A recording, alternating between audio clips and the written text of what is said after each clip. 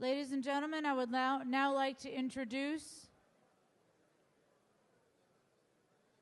Irene Dorner, President and CEO of HSBC Bank USA. Please take your seats.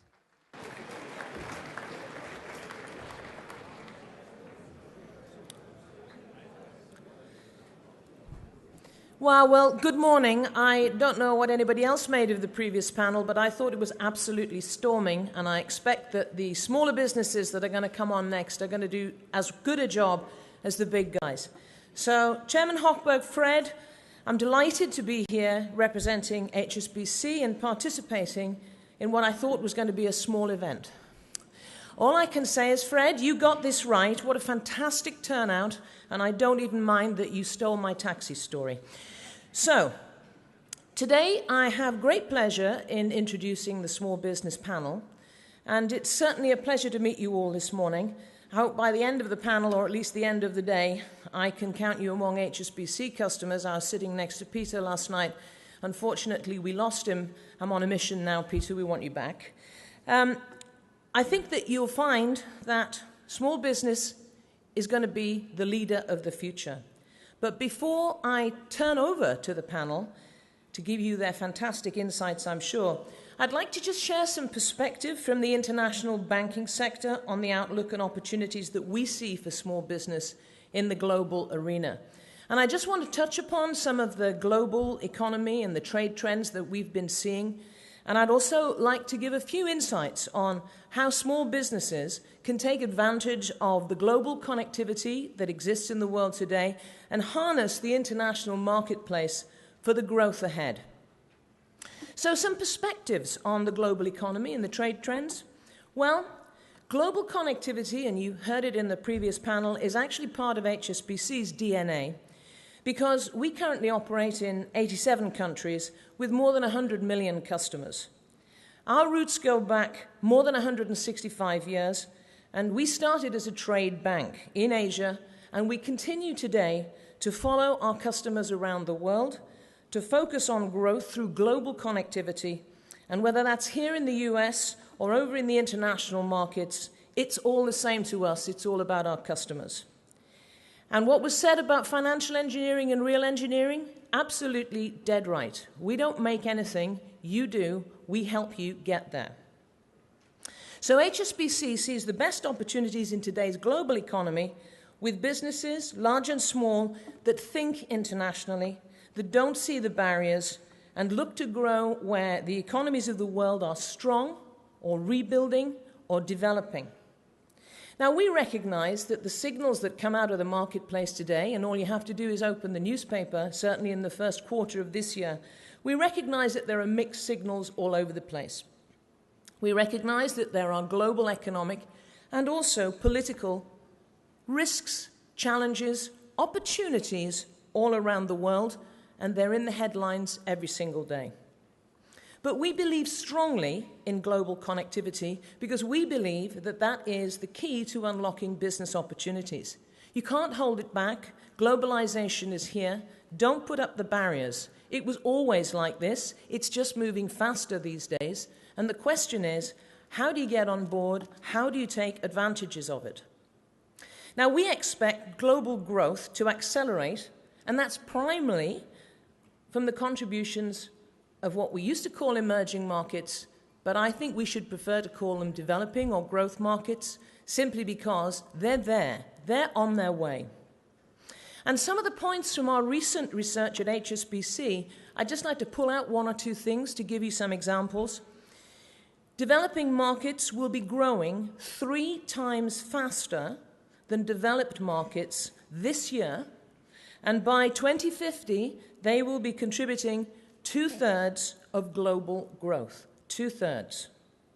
And also by 2050, 19 of the 30 countries by GDP, some of whom are at the conference today, will be those we currently describe as emerging, developing, growth. They're more than emerging, they're on their way. And the South-South trade flows that have all started to happen while nobody was watching between, for example, Brazil and China, they're going to become more and more important.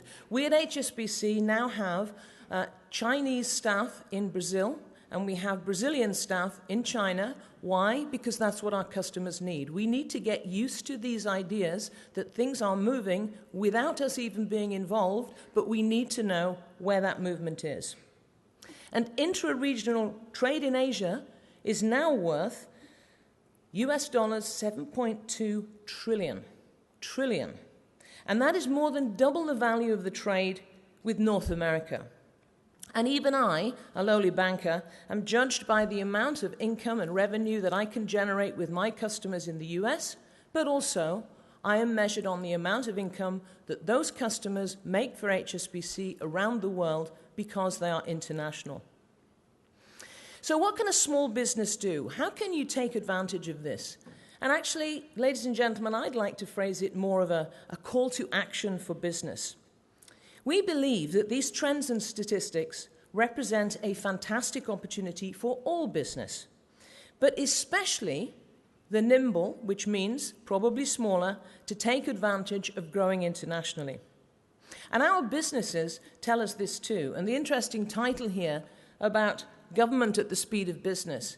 Since I've been here in the States working for HSBC, what I have discovered is that our customers get it, and they got it a lot quicker than the government did, and now we're in catch-up mode. In our HSBC Trade Confidence Index, which was published in September last year, the businesses surveyed said that the developing markets, and in particular Latin America and China, will provide strong future trade opportunities for US businesses.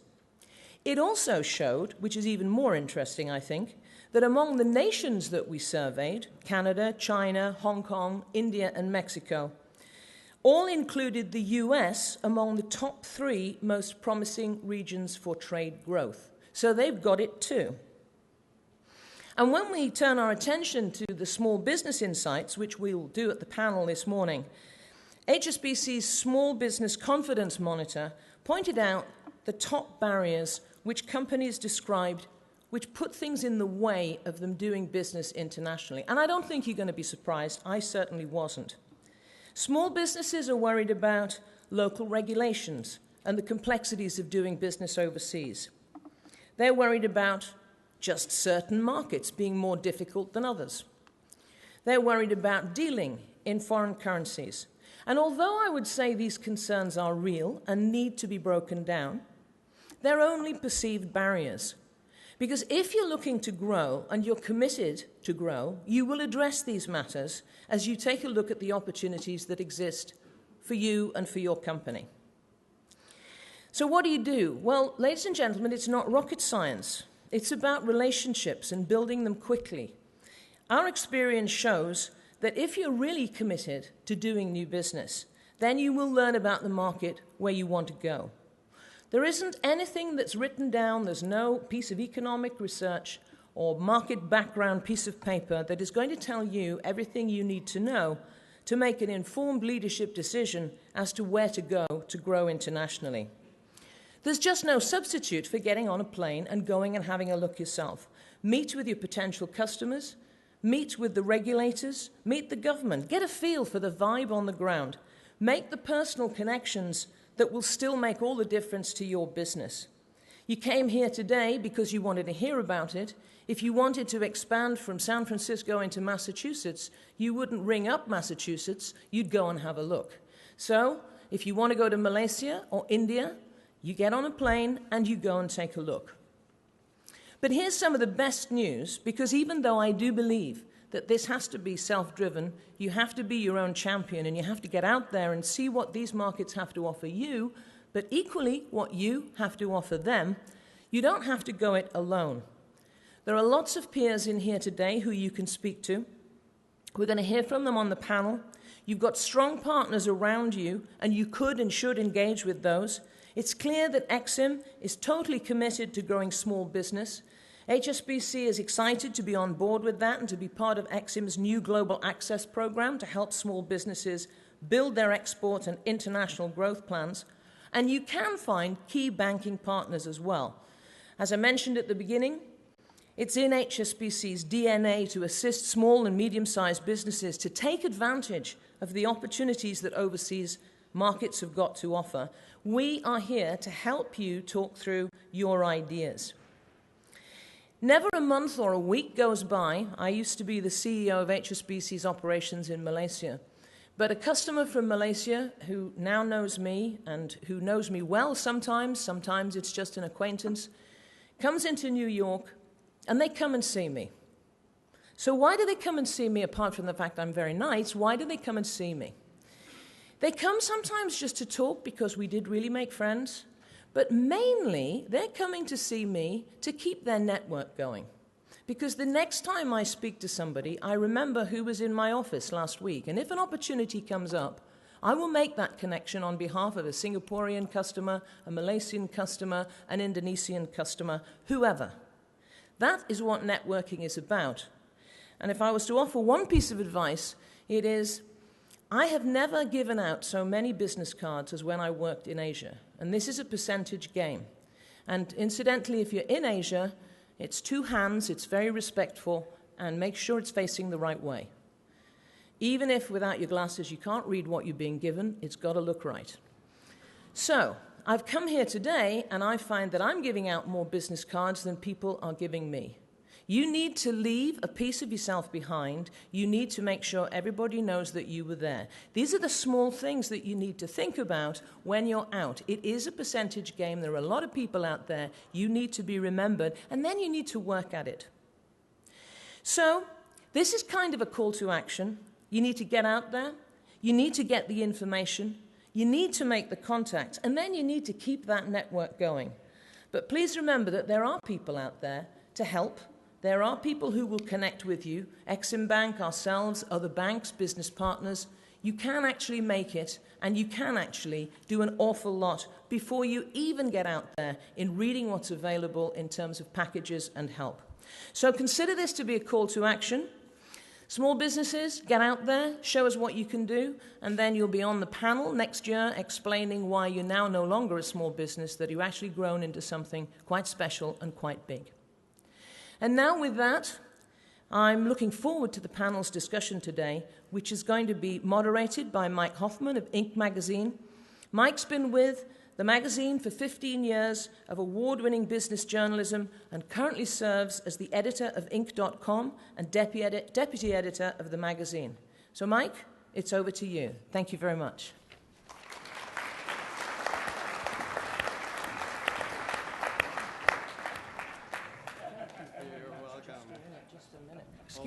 Excuse us. Okay. Too clever. Thank you. I'm the only guy in the room who's not looking for financing, but or a line of credit, but thank you. On behalf of everyone at Inc., I'm delighted to be here today, and we're really excited about this panel. As Irene mentioned, I've been with Inc. And writing for the magazine for 15 years. And when I joined Inc. in 1996, I have to say that exporting was not a topic that was top of mind. Small businesses did not export at high levels. The thought was that the U.S. market was so large that all of your opportunity was here. And there's really been a change over the past 15 years in terms of the excitement and the enthusiasm among small businesses, and really the need to be global very quickly. When you think of a company like Twitter, obviously they probably were a global business, at least in terms of their user base, on day one or day two. And so it's been a really interesting sea change for us as journalists to cover. Now I'm very excited about this panel, and let me call up my co-panelists to join me. They include Howard Dahl, who's the president of Amity Technology, Peter Baronet, who's the president of Abro Industries, and John Baum-Stark, who's the chairman and CEO of Suniva. And I'll introduce them to you as we get settled up here. In the order you want us to? Thanks, Sue. Hey, morning. Let's see. Do you want to right here first? How do you want us? Okay. You're here. Yep. So, Howard, we'll start with you. Now, Amity Technology is a farm harvesting and equipment business, and you're based in Fargo, North Dakota. Why don't you just tell us in a few sentences kind of what the business does? You're a manufacturer, and give us a little bit of a sense about what percentage of your business is export-driven. Well, you would know the company that my grandfather started. Perhaps some of you own a Bobcat loader. And in my hometown of 200 people, there's still over $2 billion of Bobcats being built every day. There are now 900 people in the town, but so our family's been in the equipment business for 3 generations. We're the world's leader in sugar beet harvesting, a niche product, and we do planting, seeding, and tillage equipment, so agricultural machinery. And about 50% of our business is export in the aggregate over the last 8 years. And these are big pieces of equipment, right? Very big. We make 60-foot wide seeding machines and sugar beet harvesters that harvest 20 tons in 4 minutes. And what countries are you active in? Russia, Ukraine, Kazakhstan, Romania, Australia, China are the major markets, but a few other markets that we sell individual pieces. And I know your business is private, but can you share with us a sense of the size of the business and number of employees? A little over 100 million of sales and a little less than 300 employees. And what about your growth rate? Apart from 2008, where it was flat, it's been a very steady, probably 30% per year growth. Great. And we're looking at a very significant growth this coming year. Right. Now, John, your business is based in Norcross, Georgia, and you're a manufacturer of solar technology. Yes, that's right. And so can you tell us in a few sentences what part of your business is export-driven and give us a little bit of background? Sure. Yeah, Suniva is a solar cell and module manufacturing company based outside of Atlanta, Georgia. The difference from Suniva with other companies is we get better power density at the right price point than our competition does, so more power in the same area. It's really a great U.S. story. We spun out of Georgia Tech's University Center of Excellence for Photovoltaics, which is a DOE-funded center. So the Department of Energy actually helped to create this center and continues to fund it today. So the technology that we based the company on came out of this center. We manufacture in Atlanta. We've created about 200 jobs over the last 2.5 to 3 years, and about 75% of our business in 2010 was export. So this is basic. How old is the business? About 3.5 years old. So you're sort of a startup that's gone very rapidly to several hundred jobs. It sounds like. That's right. And primarily export driven. Yes. Yeah. What markets are you big in? China has been a big market for us. India has been a big market. Europe, some in South America as well, and Canada is starting to grow now for us as well. I feel like Oprah. So give me a sense of, in terms of, I know you're a private company as well, but can you give a sense of the size of the company in terms of revenue? Yeah, my CFO will be cringing when I throw numbers out, but we did in excess of $100 million in revenue last year. So in 3 years, in excess of $100 million, and Yes. 75% of that is export driven. Right. Wow, that's really quite amazing. And finally, Peter Baronet is the president of Abro Industries. Now, you are based in South Bend, Indiana. Is that correct? We are. And your business does branded products, automotive, industrial, and consumer products. And I think what percent of your business is export driven? Actually, we do 100% of our business is international. We sell nothing in the United States, and furthermore, we have always concentrated on what is politely referred to as the developing world. Everybody wants to go to Paris and Rome and London. Not a lot of people want to get on the plane and go into parts of Africa, the Middle East, and Central and South America. We'll do business this year in 185 different countries, and again, 100% of it's international. This is for all of you, and we'll start with Howard. Can you sort of talk about when you first decided to become an exporter? I mean, was this something that you saw as a business imperative, or was it sort of driven by your personal interest as CEO? I have to confess I got a taste of it in the early 60s when the Bobcat was going international and actually doing some joint ventures in Italy and England. And so I would host people, take them out pheasant hunting. And so I got the view of the world, even though my world was very provincial. But the significant exporting for us really began with my first trip in our first business when it was still the former Soviet Union. And we saw the very large farms, and we were the leader in what was called no-till air seeding technology in North America. And I saw the size of the farms in Russia, and I said, someday that's going to be a great market. And so it was a strategic move, and that was really the key to opening the doors for us. And that began in early '92, and so I've now made, tomorrow I'll make my 62nd trip into Russia. So. Wow.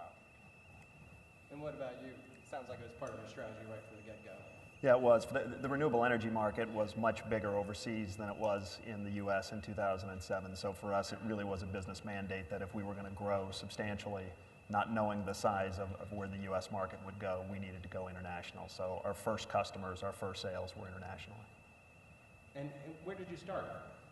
India was actually the first market that we entered into. As we looked at the marketplace, Germany at the time was the largest solar market, and as a very small startup company, we could have been probably the 50th, maybe 100th largest solar company in Germany. So we chose not to go to Germany and do battle with the much larger competitors. And as we evaluated marketplaces, we looked at India and felt very strong about India. Regardless of government policy, you had a huge need for energy, and we believed in India in the long run. So India was the first market that we went after, and I think it was a smart decision in the long run. And Peter, for you, was it driven by your interest in exporting? Was it driven by a business imperative? Actually, we trace the company's roots go back to 1939 when our founder put out a shingle. In those days, you didn't have the internet. I'm not quite sure how he did it. And he opened up as a translation service. And as he started to translate letters from American companies, they said, "Hey, Bob, that's a great letter from Mexico, but they want to buy our machine tools. They want to buy our generators. What do we do?" And he was an entrepreneur, and he said, "Hey, I'll help you out." And you talk about being gutsy.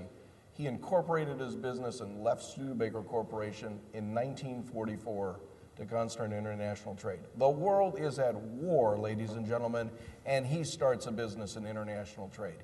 He's got nothing on any of us, frankly, as far as I'm concerned. So it's in our DNA, as Irene said from HSBC. It's all we've ever done. And we go out there and get on the airplane and develop the markets. I think it's interesting that you say it's in your DNA, because I wonder, what do you as a manager have to overcome in terms of internal concerns or opposition about doing business overseas, if anything? You want to start with me? Sure. You really, the leader of the company has to say this is important and have to bring people along. And some of the most painful things that I heard was when our assembly people said, "We don't have to do as well for this because this is going to Russia."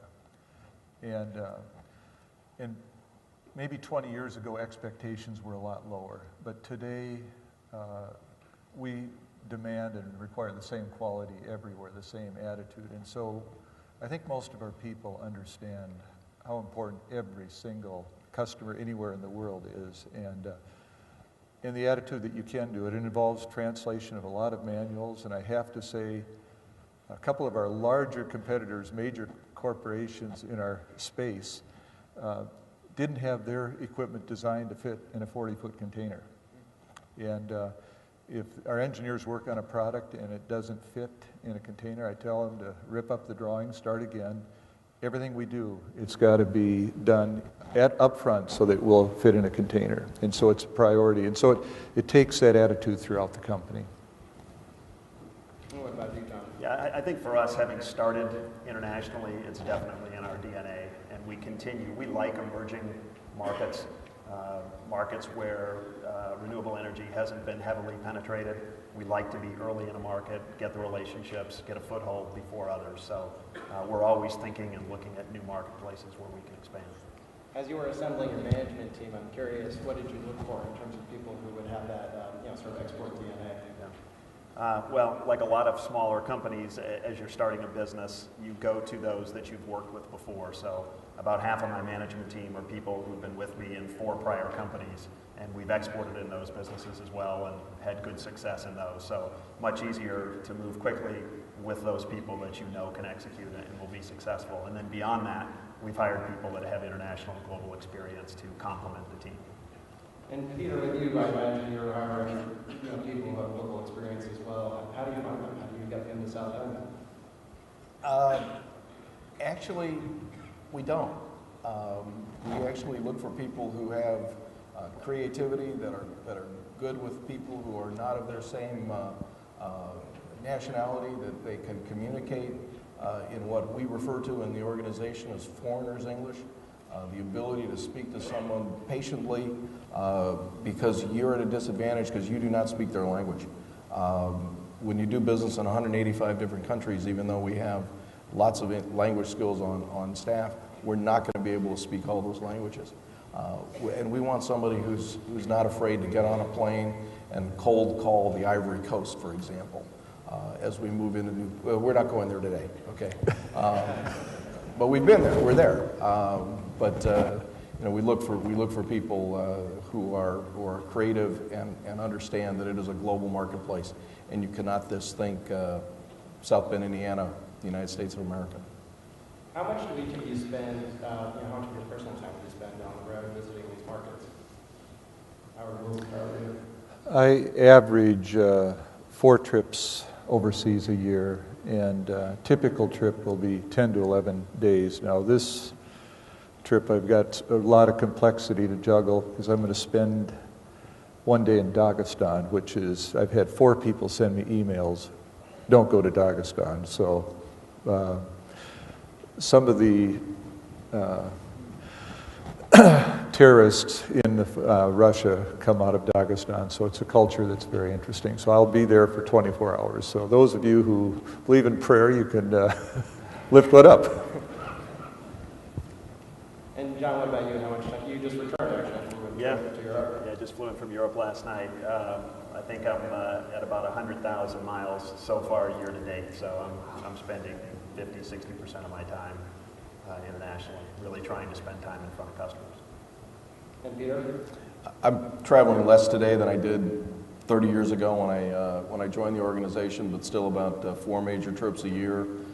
We also do a large trade show every year in Germany. We do it in Germany because it's easier for our African and Middle Eastern customers to get visas to visit Germany, unlike the U.S. trade shows, where visas are an enormous challenge. So ironically, we've had to export ourselves to Europe to be able to meet with our customers. And when we get them all together, they get real excited as a group like this. You feed off the people that are with you, and we like getting our distributors together. We'd like to do it in the United States, but we've had to start to do it overseas. So what are the big challenges?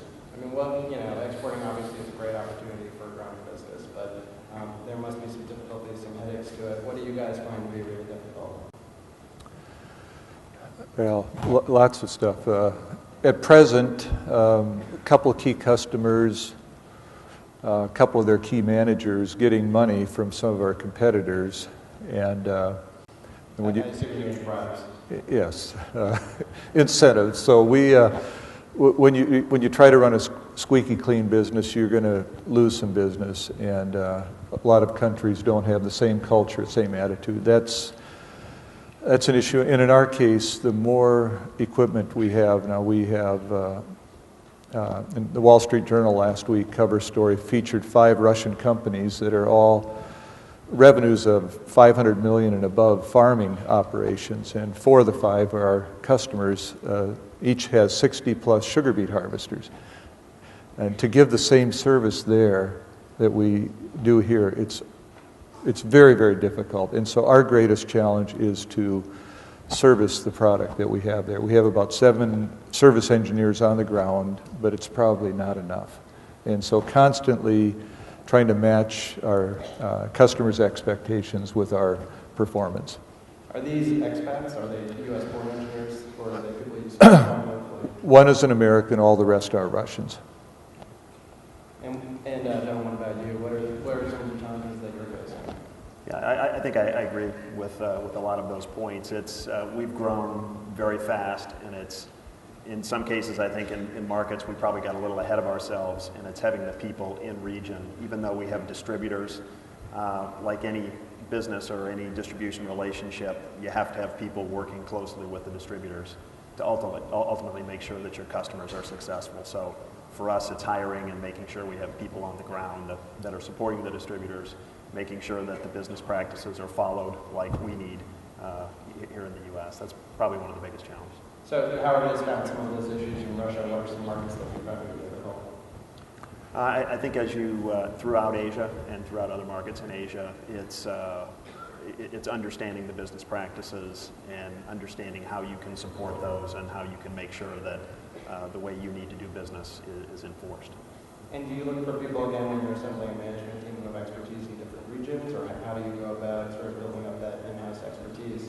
Yeah, absolutely looking for people in region with experience. We also look for advisors through a board of advisors. We have a great investor group, NEA, Warburg, Goldman Sachs. They all have people in region. They've been incredibly helpful. And sometimes I think we probably don't ask enough, but when we reach out, we always get very good in-country help. The truth is, I don't really make anything. I private label. I buy from American manufacturers. We put our label on it. I'm a virtual reality manufacturer. I market it overseas, and I finance my distributors. And our biggest challenge has always been finding the financing to be able to extend 120, 180-day terms to my distributors, committed group of Abro branded distributors, and be able to pay domestic terms.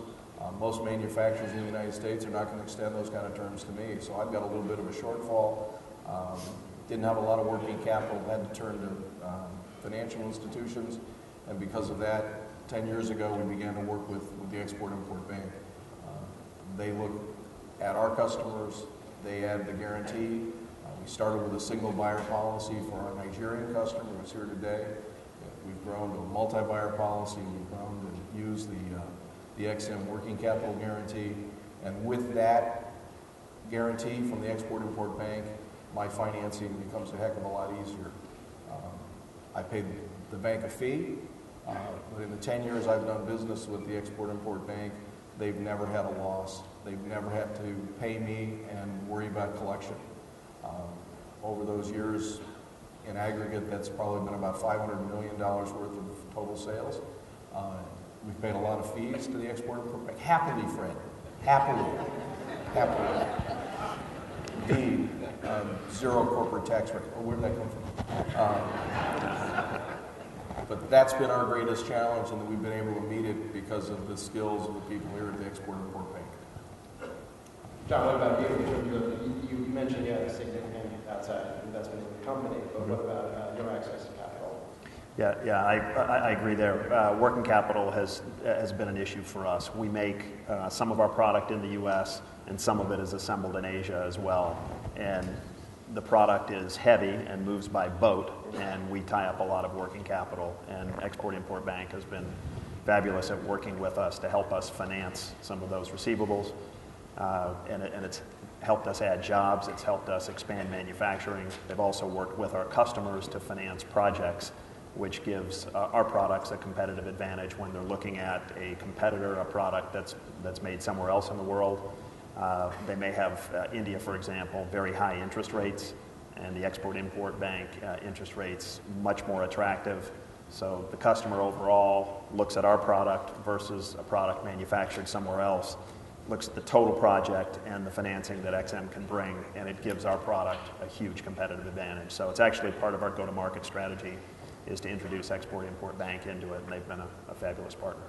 Are your margins better overseas or in the U.S.? Depends on market, by market, and what tariffs are paid by the government, what the level of support is for solar products. But historically, European margins have been better than in the U.S. What about your margins better overseas or in the U.S.? I've never sold in the U.S. Do you guys make any money? I don't know. But no, we work on an enormously skinny margin. Isn't that right, Josiah? We make a small margin. We make it up on volume, as the saying goes. We'll do about $180 million this year. We have 22 people. We support a lot of American jobs. We have a lot of people making stuff for us. But the reality is, South Bend, Indiana, I got 22 people. 25 years ago, South Bend, Indiana, we did about $7 million worth of sales. We had 16 people. So if you want to scale up, that's not bad. We're kind of excited about that. So your revenue per employee is pretty remarkable. Our revenue per employee is very high. And what follows from that is our gross profit per employee is very high. Our fee that we pay to Exim Bank per employee is very high. Taxes per employee is very high. Do you want me to go on? You also want that zero corporate tax rate, I have right? zero corporate tax rate. Howard, what about you, your access to capital? We've done 3 straight years now, a $10 million line of credit without a bank guarantee to a publicly traded agribusiness company in Ukraine. And it's been wonderful for them.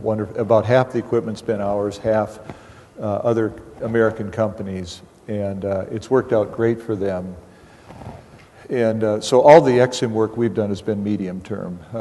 We partnered through other companies in Turkmenistan and Azerbaijan in the past, but out of the 4 leading Russian sugar beet companies that are all these huge agribusiness holdings, 3 of them have used Exim financing with our equipment. So it's been primarily the medium-term financing for us, and it's been very, very helpful. What's your typical deal size? Well, the largest to one customer probably would be $10 million of equipment. But I would say our average sale we write with somebody will be $2 to $3 million.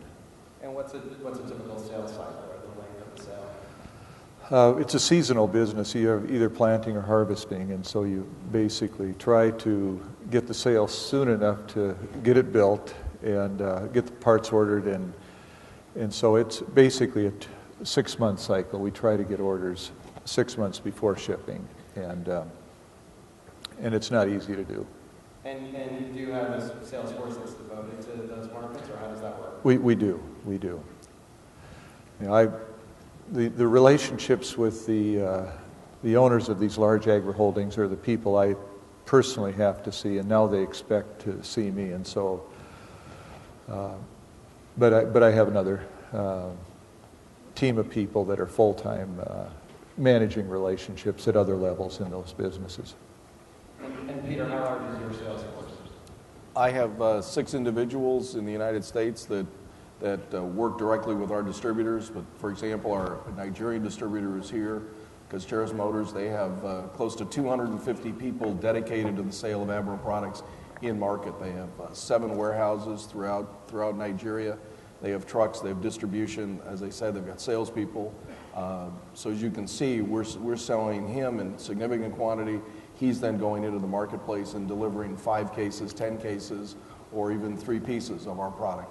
And unlike Howard and John, my products are consumable and repetitive. We sell masking tape, we sell super glue, we sell automotive spray paint, we sell waxes and polishes, the kind of products that are used, consumed, and repurchased. So in that respect, we're the blade of the razor and blade approach. John, what about you? What's your typical sales cycle overseas compared with the U.S. and how many sales people do you have on the ground? Sales cycle depends by project. We have some of the smaller projects, if they're approved, permitted, can be very quick. They could be a customer calling and wanting product within 30, 45 days. There's other projects where you're working through government approvals, and they might be over a 12-month period. So really just depends. Size will vary, $500,000 U.S. to tens of millions U.S. Some of the contracts we'll do will be multi-year as well, so you get very large contracts over a couple of year period of time. Sales force we have is actually pretty lean. We have about 5 salespeople that are full-time, and then I would put our senior management in the sales force as well. We all spend time with customers, and I'm sure like these guys, the customers want to see the senior management that's behind the company, and they want to know that you're committed. How many people would you include in your senior management? In terms of seeing customers, every one of our senior managers, our CFO, spends a lot of time with customers, all the way down. Our chief marketing officer, obviously, our head of products. Like 5 or 10 people? What's the... Yeah, about 10 people. Okay. And so, Howard, I know you had some dark days, particularly early on as an exporter. Can you talk a little bit? Would you share that with us? You know, what happened and how did you sort of push through it?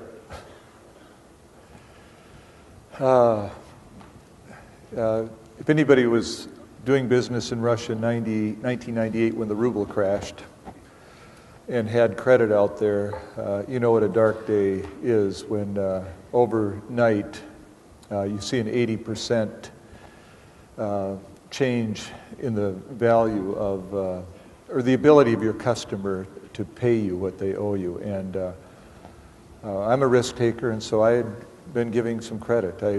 In the early days, the complexity was doing barter deals, and so you'd take a trainload of rapeseed oil, or rapeseed, to take it to crushing, and you give them a machine for that. So in the early 90s, before any company had a balance sheet or an income statement, and they didn't even know what it was you either did a government deal or some sort of barter deal. And knowing what I know now, I could have been very wealthy if I understood the nature of that barter arrangement. I turned down some deals that were really too good to be true. What was the best one? What's that? What was the best one? Well, you know that, Mike. The 30,000 polar fox pelts. I had no idea what I'd do with 30,000 polar fox pelts. And I found out later what they were worth, and it would have been a chance to make about $6 million on a transaction. But I was young and naive and didn't know what I was going to do with it. But the rapid currency changes were the wild thing. For those of you who traveled in Russia in the early 90s, and where the ruble went from 1 to 1 to 30 to 1 to 120 to 1 in just 12 months, and it was just total chaos. And so you could buy a plane ticket out to Siberia if you're a Russian for $4, and yet sugar was costing at the world market price. So it was just in any country going through transition like that, you have to step back and try to better understand. And I expect some people working in the Middle East right now, some of the difficult transitions, you just have to keep your eyes focused and ask the big questions as to what you should be doing.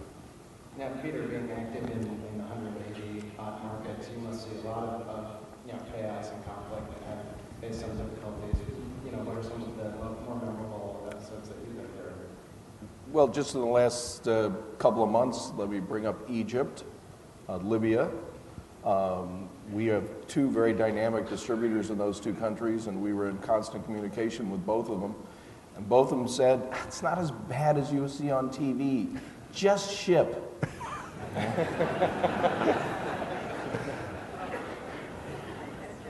Okay. So did you? We do.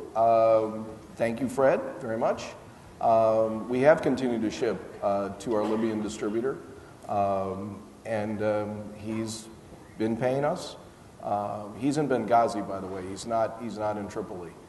So he's been in Benghazi, so I think he's going to be fine.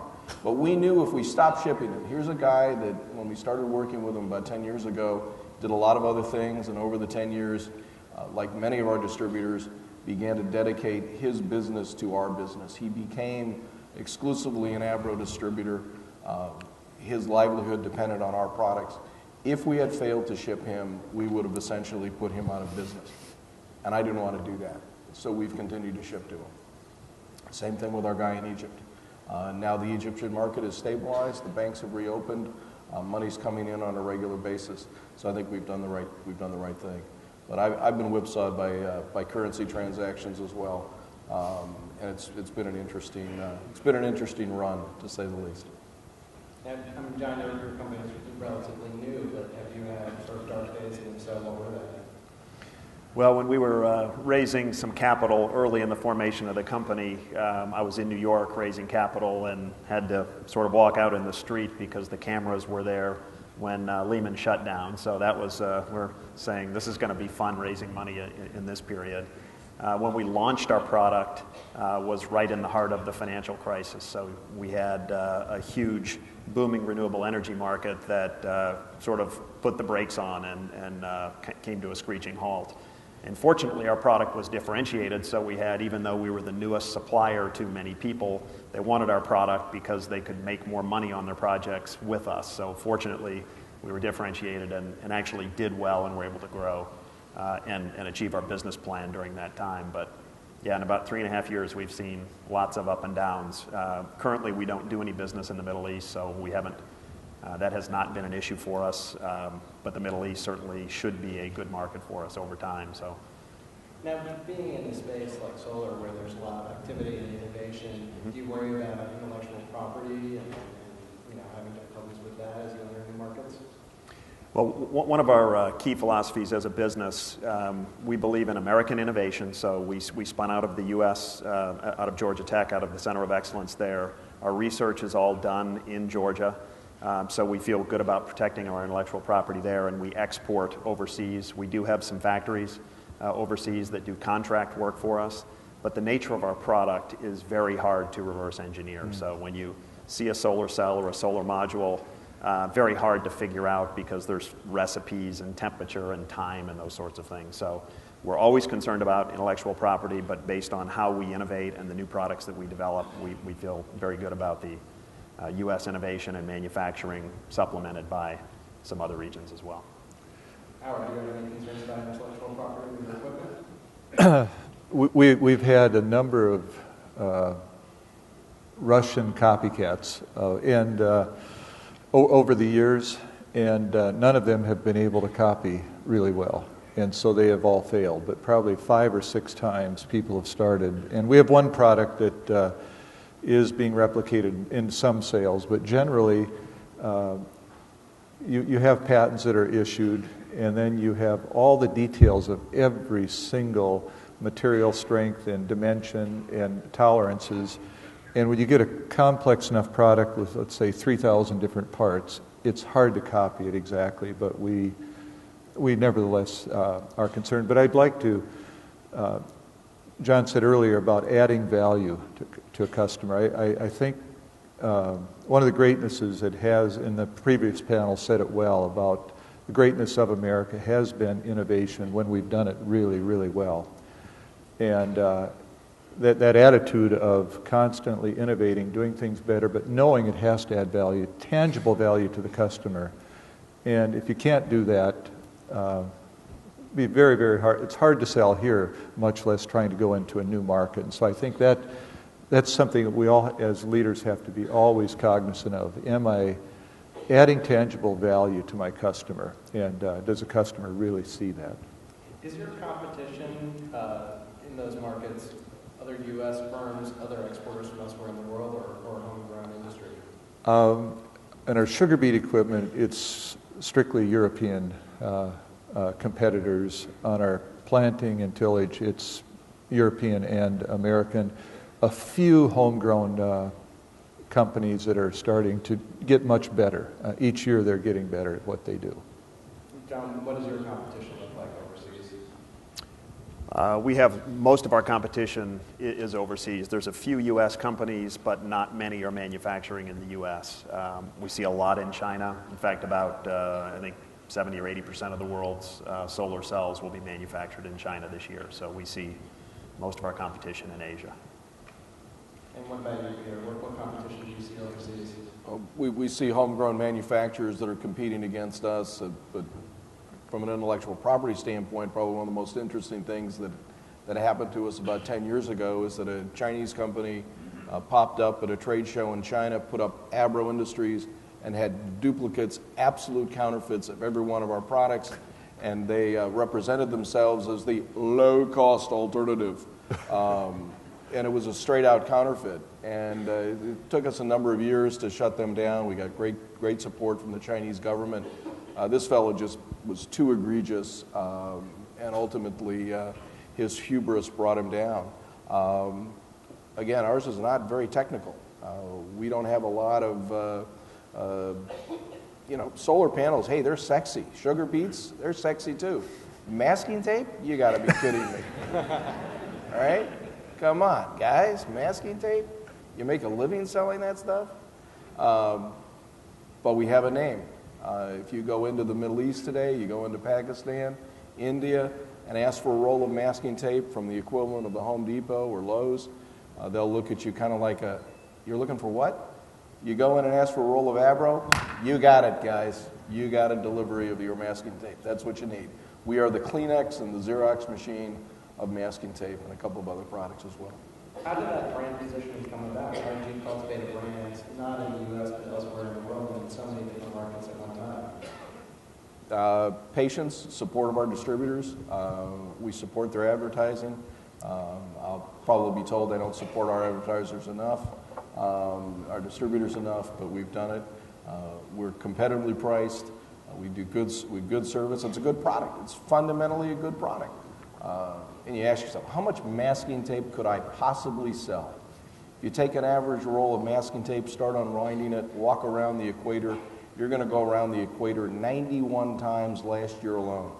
And you're going to pass through 9 countries, all of which buy Abro tape.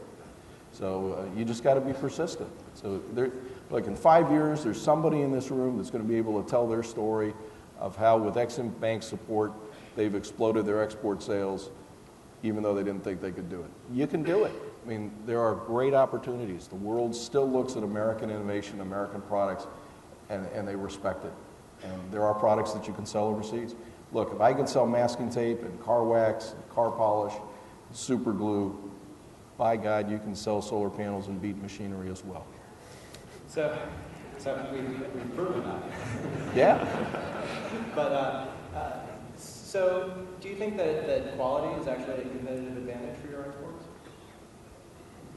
Mike? Oh, absolutely. I mean, if you're going to repair your car and take off the head gasket, and I apologize if there's anybody in the room that makes head gaskets, you take off that head gasket, you're in the middle of Africa. I guarantee you there's not a Pep Boys where you can buy a new head gasket. So you pull out the tube of Abro gasket maker, it looks like toothpaste, you put it on the head gasket, and you squeeze it down, and all of a sudden you have a new gasket. Quality is important. What killed the Chinese counterfeits is that people could tell that it was not the kind of quality that we had. It would shrink, it would harden, the head gasket would blow out. And we're not talking about a very expensive item. I mean, we sell it for a little more than $1 a tube, and you're making a repair of an engine that, my goodness, if it's a Caterpillar engine, it could be worth thousands of dollars. So yes, quality is enormously important. I think John and I are going to want to trademark the Abro name and put it on our product. There you go. Well, we've done that. We hold 1,400 trademarks around the world in over 160 countries. So we've been pretty methodical about trademarking our Abro name in lots of different classes. I don't have a solar panel Abro, and I don't have a beat machinery Abro, but I may next week. I think it's a logical extension. Absolutely. Perfect. Your distributor should be selling solar in those You markets. mentioned your trademarks. I'm curious, what do you guys spend in legal fees tied to export? Well, we spend in excess of $200,000 a year on international patent fees, because a number of things that we're doing, we do protect in China and most major countries, so we do spend a lot on legal fees. And John? Same. We spend a lot on patents. Intellectual property is very important to us, and we file in multiple countries, U.S. and China and other places around the world. And then on the trade agreements that we're doing, we have international lawyers involved as well. So lawyers like us. Yeah. And Peter, what do you spend typically on legal fees overseas? In the last 5 years, we've spent on average over $1 million a year in trademark protection, undercover agents, ironically spending money to buy my own counterfeit products. How smart is that? But indeed, that sets the case for legal action. We've had enormous success in countries. We stopped counting when we put collectively people in jail for over 5,000 days. We thought we didn't need to count anymore. So indeed, you do go to jail. You counterfeit Abro products, Pakistan, India, Saudi Arabia, China, you do go to jail. And I don't go to a lot of those countries anymore for obvious reasons. But it is all we have, and we protect it. We protect the name, we protect the brand, and obviously we're also protecting our distributor, and that's important. Is your growth strategy to sell more masking tape now, or more of the products that you already have, or is it to develop new products and move those into markets, or is it to look at a particular market and grow that business? A lot of it is driven by our distributors. We're very loyal to our distributors. Most of them are exclusive to their country. We work with them on creating new Abro products. When we started out 25 years ago, we led with masking tape and body filler and automotive thinner. Those were the three products. Nigeria was our single most important market back in 1985. Fast forward 25 years, we're doing over 600 different items. Nigeria remains our #1 market. And they are buying all of those products in Nigeria as well. I'm not sure what we're going to have next year, but I know that the creativity of my distributors around the world and the creativity of my staff, they'll come up with new Abro products. We refer to it as Abronization. And John, for you, what's your company's growth strategy? Keep doing what you're doing, right? Yeah, we'll keep doing what we're doing and continue to expand. There's some new markets that we're pretty excited about. The Department of Commerce has actually been very helpful at making introductions in some new markets for us. So looking at new markets with assistance, getting to know people on the ground, meeting partners, and then we'll decide which markets we'll enter. How broad is your product line? Product line it's pretty simple. We sell two products. We sell solar cells, and people will buy our solar cells and create their own solar modules so they can get better power density.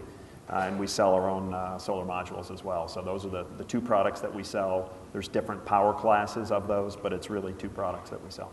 And do you anticipate adding to that in the short term, or is it mostly just distributing what you have into more and more markets? Yeah, we're back to the innovation. We're constantly innovating. We've just introduced a new product, so we'll ramp up our manufacturing late this year, early next year. We've got another product. So our goal is to continue to drive the price down of the product, the manufacturing cost, and to take power up. So continuing to innovate, and we have to come down the cost curve as energy prices get closer and closer for solar to energy costs in various markets. Solar is already at grid parity in many markets and moving to other markets as our prices come down. And Howard, for you, what's your company's growth strategy going forward? Well, the word innovation is precisely it. And I think the data point that's absolutely fascinating, in 1830 it took 300 labor hours to produce 100 bushels of wheat on 5 acres of land. What was produced by a farmer in 1830, it would take 450 farmers in 1830 to do what our most efficient farmers do today. So basically 45 minutes now. And so when you have a 60-foot wide seeding tool that will go into a previous crop residue, you eliminate tillage, and you can seed at 10 miles an hour, and you can seed 70 acres in an hour. You're getting the productivity that's quite remarkable. And so we're constantly trying to improve what we do. And again, so our customer says, this has made a difference. I'm more profitable because of what you've done. And so we listen to customers on what they want very closely and try to respond accordingly. And we obviously have, in addition to entrepreneurs and folks in finance, we have policymakers in the room, and I'm curious for each of you if you could have a wish list for, on behalf of exporters, that the government could fulfill what we put on that list. Peter, we'll start with you. I'm not so humble as to say, I'm humble. Just keep doing what they're doing. I mean, in many respects, what the Export-Import Bank has been extraordinary. When we started working with the Export-Import Bank in 2002, we were doing about $57 million worth of export sales. We calculate that if we had not partnered up with Export-Import Bank, by today we'd be about $85 million. Instead, we're at $180 million.